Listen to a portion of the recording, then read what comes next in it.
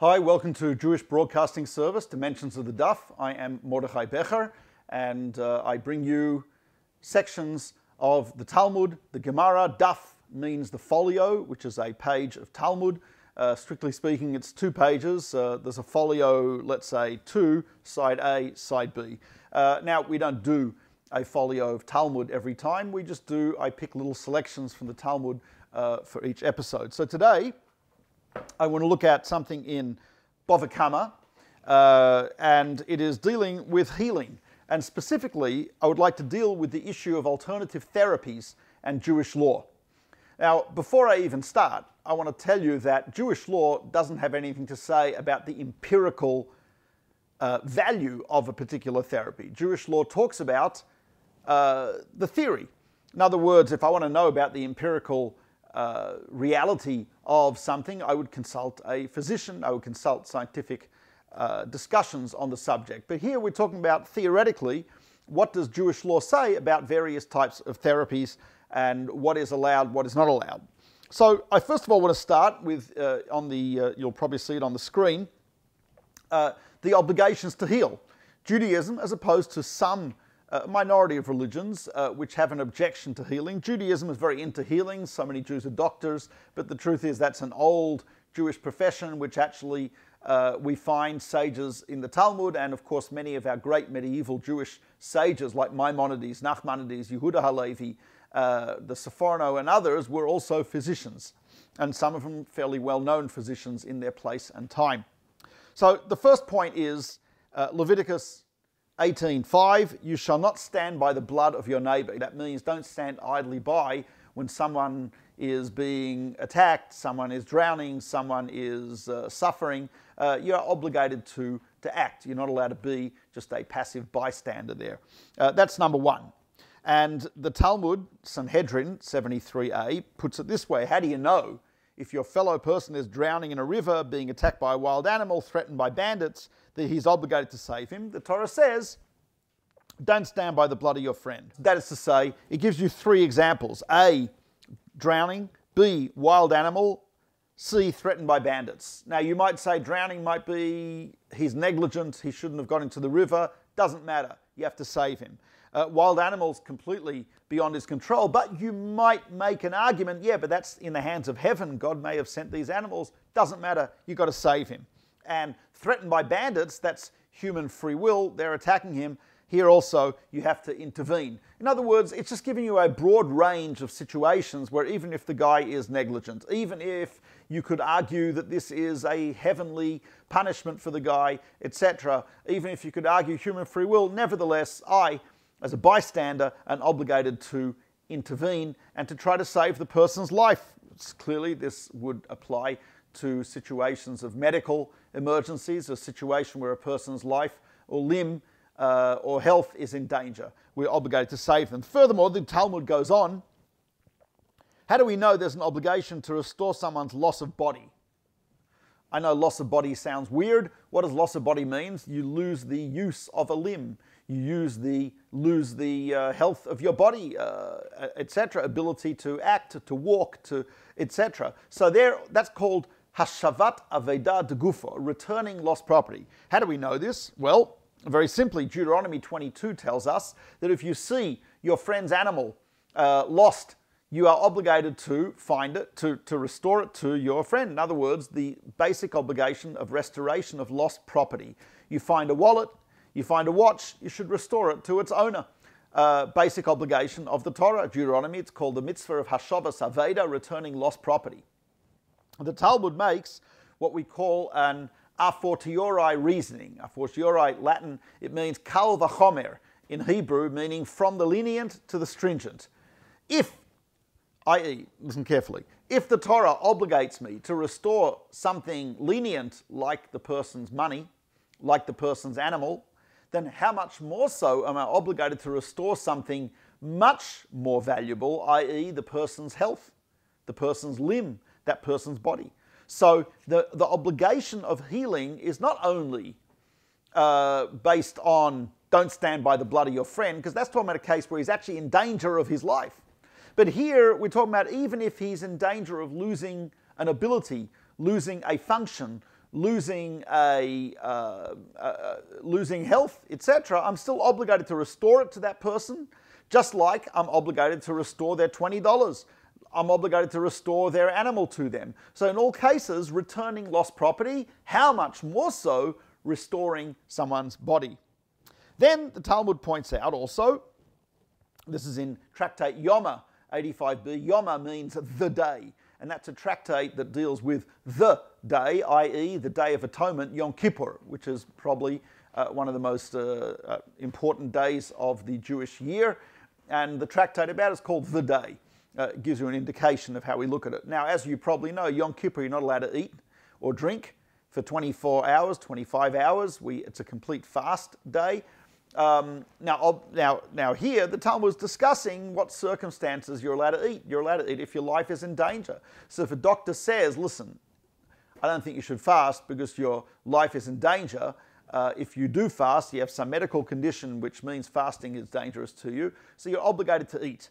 And I would go a step further. Let's say you've got some, God forbid, terrible disease that requires that you eat a roasted suckling pig that is freshly roasted on Yom Kippur, which falls on a Saturday, on a Shabbat.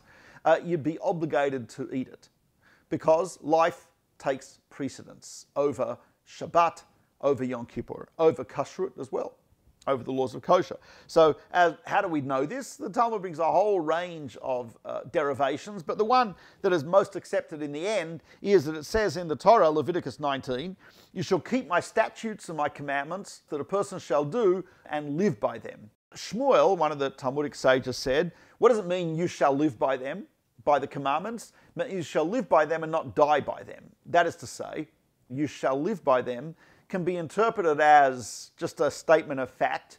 Well, do the commandments and live in accordance with the commandments. But I think the Talmud is understanding it not as a statement of fact, but as an imperative, a commandment. You shall live, meaning there's an obligation to live. And that obligation to live overrides other obligations, like, as I said, kosher laws, Shabbat, or the or Yom Kippur and fasting in Yom Kippur. So again, we derive from all of these places there's an obligation to intervene. There's a verse in the Torah. Torah discusses in Exodus 21 two people who are fighting, and one of them hurts the other, so he must pay certain damages to that person. Totally 5 damages in total, but the Torah doesn't mention all of them. And then it says, "V'rapor yirapeh," you shall heal him. You shall heal him. It actually repeats the word, and by repeating the word, it's telling me that it's not just that a financial obligation in this particular case, someone attacks someone, he must pay for his medical expenses, but it also is there to teach you, and here is where the Talmud chimes in. Rabbi Yishmael, the school of Rabbi Yishmael, said, from here we see that permission has been given to the doctor to heal. The doctor's been given permission to heal. What is the nature of this permission? So Maimonides, who himself was a doctor, says permission is granted means that, often healing someone involves causing them pain. You may have to be a surgeon, may have to make an incision. A physician may have to give you a medication which has some negative side effects. There are all types of risks involved in interventional medicine. There are all types of risks involved in surgery. There are risks involved in anesthetic. So, but nevertheless, the Torah says, no, a doctor, a physician has the right, the obligation, and the permission to actually deal with this, even though it may involve side effects, hurting, etc., because there's an obligation to heal this person. There are some caveats. There are some conditions in terms of healing and in terms of this obligation. Number one is the Gemara in Pesachim. Talmud says in Tractate Pesachim 25a, so it says here, when Ravin came from Israel, he said in the name of Rabbi Yochanan, one may do anything for healing except idolatry, sexual immorality, and murder. In other words, this obligation to heal means that you could, if your life is in danger, God forbid, you could eat non-kosher. If your life is in danger, you can and are obligated to transgress Shabbat if it's need be. If, God forbid, person has severe abdominal pain, they have no idea why it's there, it could be a danger to life, call the ambulance, even on Shabbat. and so on and so forth.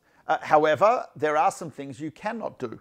You cannot worship idols. Let's say in some crazy way you think that worshipping the idol will save your life, not allowed to do that. Or, as unfortunately Jews experienced throughout the centuries, an idolater tried to force us to abandon Judaism and to bow down to their idol, etc., under pain of death.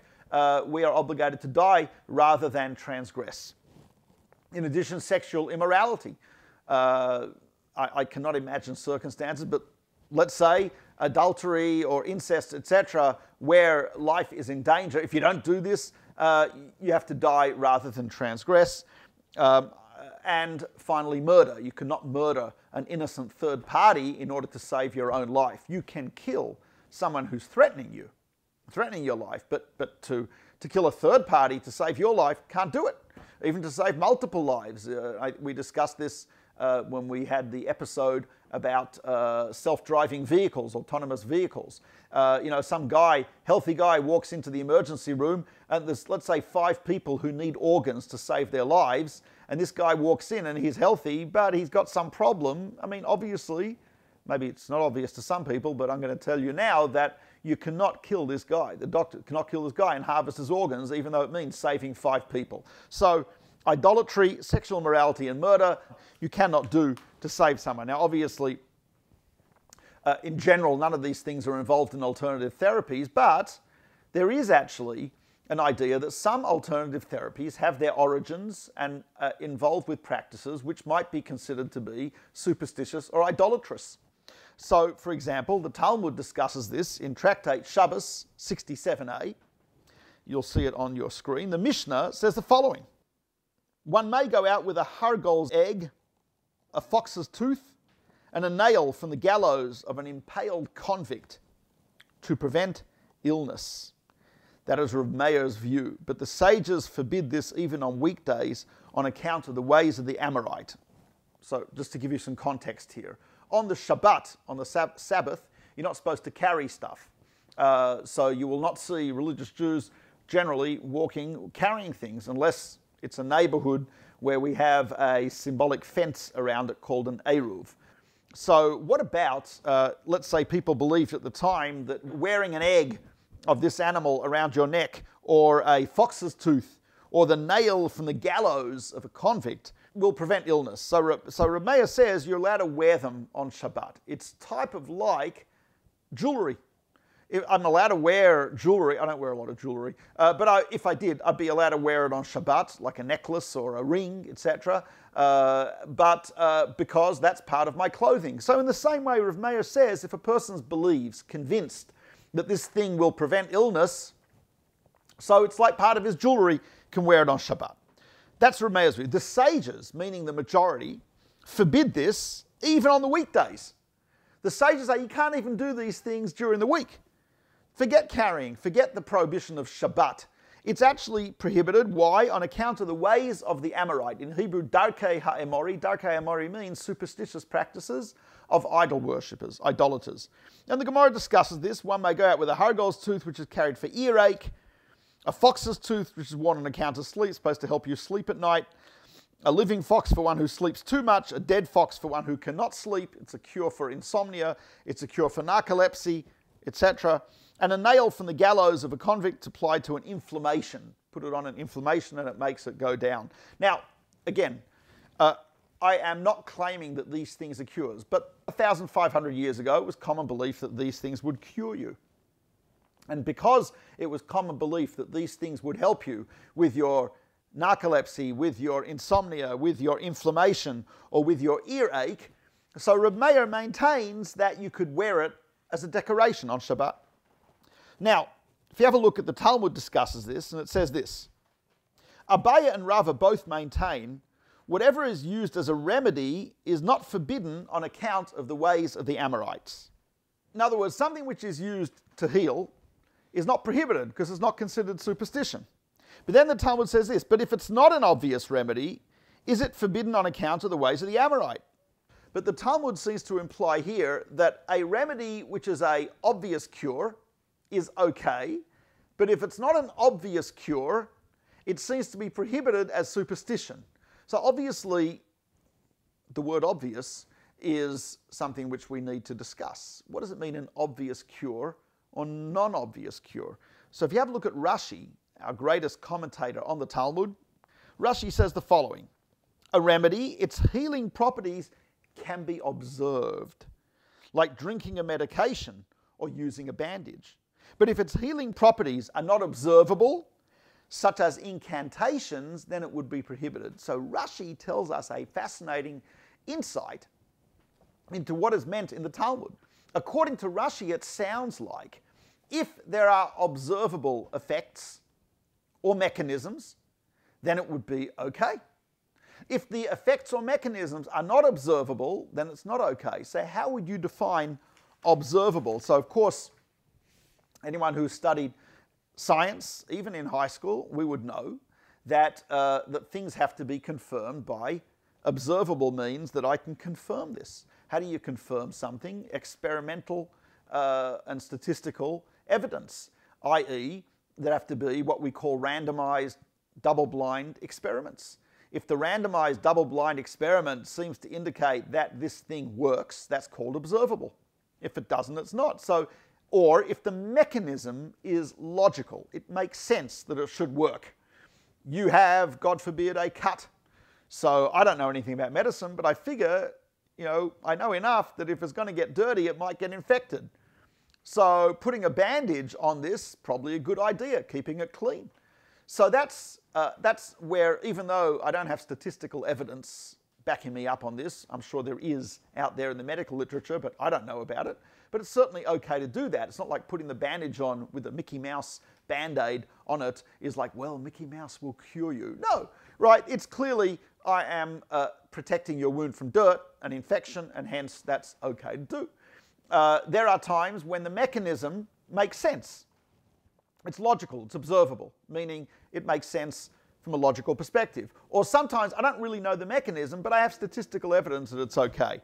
Now I should point out here, Maimonides actually tells us, and he was a physician, he says sometimes things which are not even observable as healing, where there's no evidence whatsoever, in fact, a physician would tell you this is a bunch of rubbish, sometimes can actually help. It's what we call the placebo effect. I just read a study in which the placebo effect, what is a placebo, is something which is like a sugar pill. It doesn't do anything for you, doesn't have any medication in it whatsoever, but sometimes we give it to the control group. They take something meaningless or do something meaningless just so we can see that if there's an effect by their belief in the efficacy of this treatment versus the actual treatment itself. So what we have found throughout history is that there is a placebo effect, meaning if you believe that this is actually a medication, it may help you. And if you believe if this surgery is good, it might help you. There's very, very powerful and convincing evidence that the placebo effect works even if you know it's a placebo.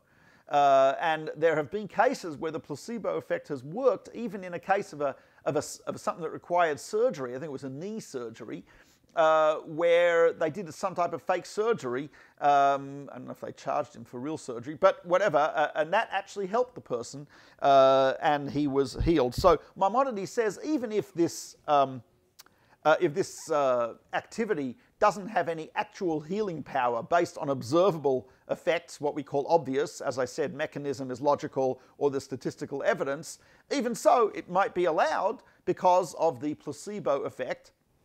The psychosomatic. Psychosomatic means psycho of the mind. Somatic, soma, is the body in Greek. So psychosomatic meaning the mind affecting the body. That is a massive and very powerful effect.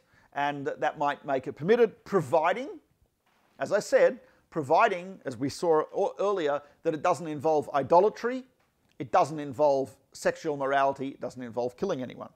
I'm assuming most therapies don't involve that. But anyway, although some may involve idolatry. And here, when it comes to something observable and what we believe in and what we understand to be true, I think it's very important to look at this letter of Maimonides. Maimonides wrote this letter to the sages of Marseille in France, in the Provence region of France. And he wrote this letter about astrology. Now, at the time, Maimonides, by the way, lived in Cairo in the 13th century. At his time, everyone believed in astrology. Astrology was believed to be a science, except for Maimonides. Maimonides rejected it completely. He was quite a rebel in this particular field. But here's what he writes to the sages of Marseille. "Know, my masters, it is not proper for a man to accept as trustworthy anything other than these three things. The first, clear proof derived from reasoning, arithmetic, geometry, astronomy. In other words, logical reasoning. The second, a thing that a man perceives through one of the five senses, such as he knows that this is red, that is black, the sight of his eye, or he tastes something bitter or sweet, or feels it's hot or cold, or hears the sound is clear or indistinct, smelling, etc. So in other words, my senses. The third is a thing that a man receives from the prophets or from the righteous. If I see it in the Torah, if I see it, a prophet Jeremiah tells me this is so, that's reliable. So he gives me three areas that a person may rely upon. Number one, logic. Number two, the senses. Number three, the prophets and the sages. So, and he says, every reasonable man ought to distinguish in his mind and thought all things that he accepts as trustworthy. And he say, this I accept as trustworthy because of tradition, or because of perception, or on the grounds of reason.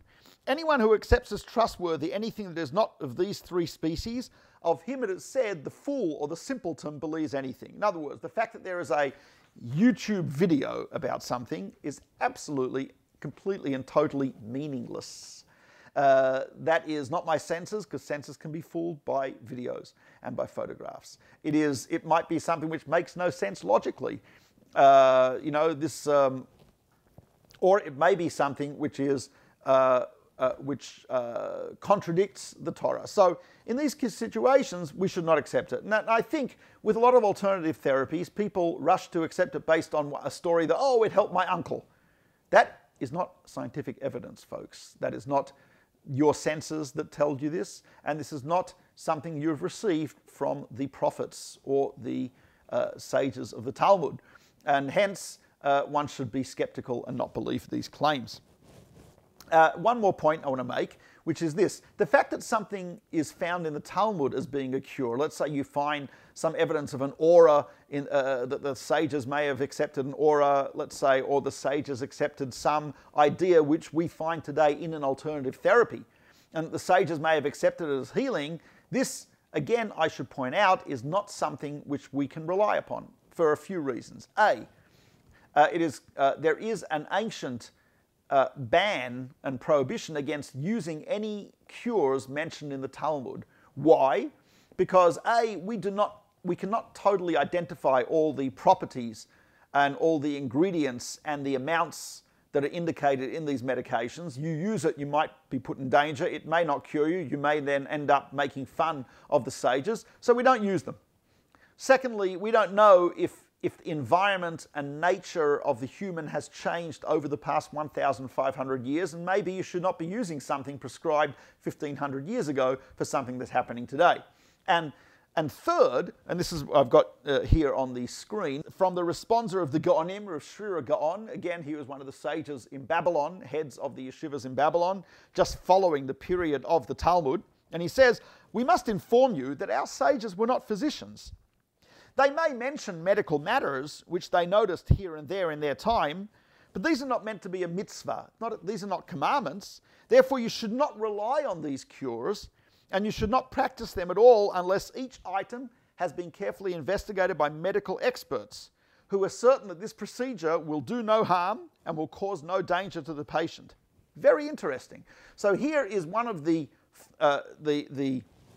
next in line after the Talmud, Rav Sherira Gaon, who's actually telling us that the Talmud is a source for us of Torah, of Jewish law, of ethics, of morality, but it should not be used as a source of medicine. The fact that I find some medicine or cure or healing or therapy in the Talmud should not mean that I can rely upon that and use that. He says the rabbis were not doctors. They relayed reliably things they heard from physicians, scientists, doctors of their time. But those are not things that we should rely upon. This is what our ancestors have taught us, that none of these cures should be practiced unless it is a known remedy and the one who uses it knows that it can cause no harm.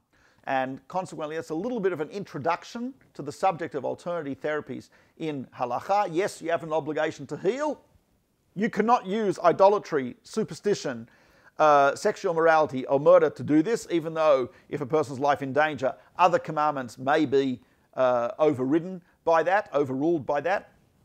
We saw that certain practices are known as superstitious, and the definition would seem to be, according to Rashi, if there is an obvious cure, and what he seems to mean by that is observable, either by statistics or the mechanism, but it's observable, then it's okay. If it's not observable, superstitious, and could very likely be prohibited. We saw in Maimonides that he says you should really only accept things as observable, as being valid if either they come from the Torah itself, or my senses, or reason and logic, like arithmetic, geometry, etc. What we call perhaps hard science. And he said you should not just accept things without that skepticism. And then finally, we saw the Geonim, or Sherira Gaon, who maintains that even if you do find something in the Talmud, this does not mean that it's acceptable as a cure, because the sages were not physicians, and things may have changed. We don't really understand what they said necessarily in terms of these cures, and we generally do not use them. That's a little bit of a introduction to the subject. The rest is commentary. Go and learn. Thank you for watching. This is Mordechai Becher with Jewish Broadcasting Service, Dimensions of the Daf. And if you're interested in seeing my writings, I have a book, Gateway to Judaism, available from Amazon, Barnes & Noble, ArtScroll, and other fine booksellers. Thank you very much for watching, and we'll see you.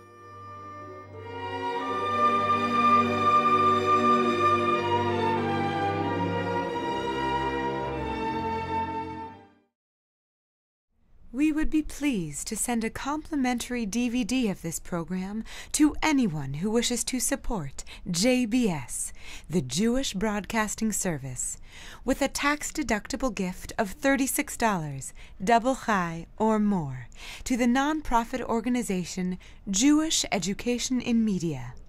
Simply visit the JBS homepage and click on the Donate button to make a donation by PayPal or your credit card. And please indicate the program for which you would like a DVD. Or you can send your tax-deductible check made out to Gem, Post Office Box 180, Riverdale Station, Bronx, New York 10471. And again, please remember to indicate which program you would like to receive with our compliments. And we thank you for your kind support.